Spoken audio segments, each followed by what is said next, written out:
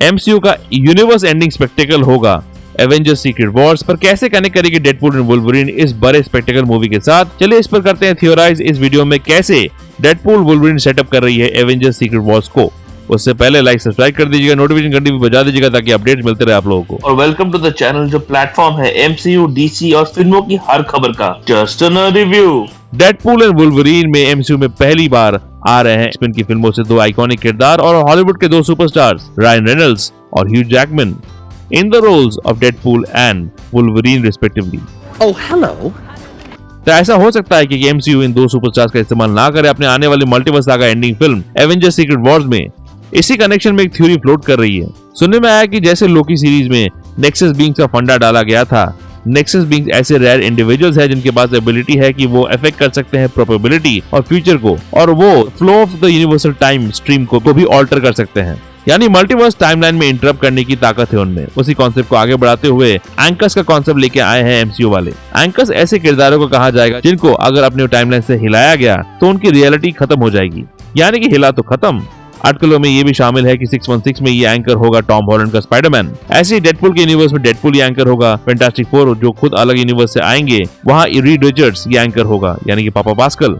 ऐसे ही शायद Tobey Maguire के यूनिवर्स में टोबी होगा वो एंकर। अब इन्हीं आर्टिकल के मुताबिक ये वुल्वरीन जिससे हम इस ट्रेलर में मिलते हैं अपने यूनिवर्स का एंकर था। शायद जब जीन ग्रे अपने फिनिक्स फोर्स का इस्तेमाल कर रही होगी, जो मेरा थ्योरी है जिसको मैं इस थ्योरी में भी घुसाऊंगा, तभी किसी विलन ने, जिस पर मैं बाद में आऊंगा, इस वुल्वरीन को अपने यूनिवर्स से बाहर निकाल दिया। इसीलिए इस यूनिवर्स के सारे एक्समैन और लोग खत्म हो गए या फिर वॉइड में चले गए। ये एक्समैन जो वॉइड में इस ट्रेलर में दिखते हैं वही वुल्वरीन की दुनिया के एक्समैन होंगे इस थ्योरी के अनुसार।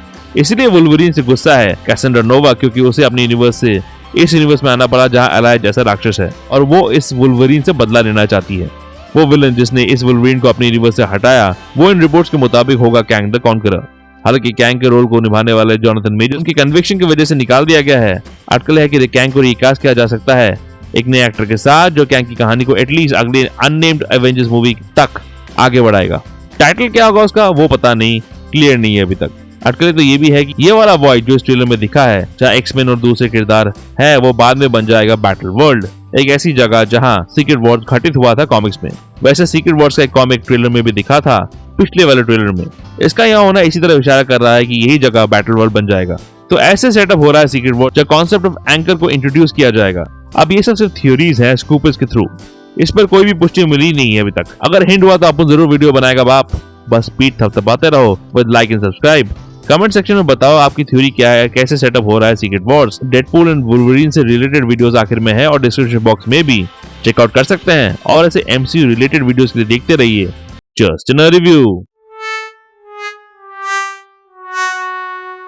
जस्ट इन रिव्यू के अपडेट्स के लिए और छोटे बड़े स्निपेट्स के लिए फॉलो कीजिए ऑन ट्विटर @ProNerdReview201 में। कू ऐप में आप मुझे फॉलो कर सकते हैं @ProNerdReview पे, और ProNerdDiaryBlogspot.com में भी आपको अपडेट्स मिल जाएंगे।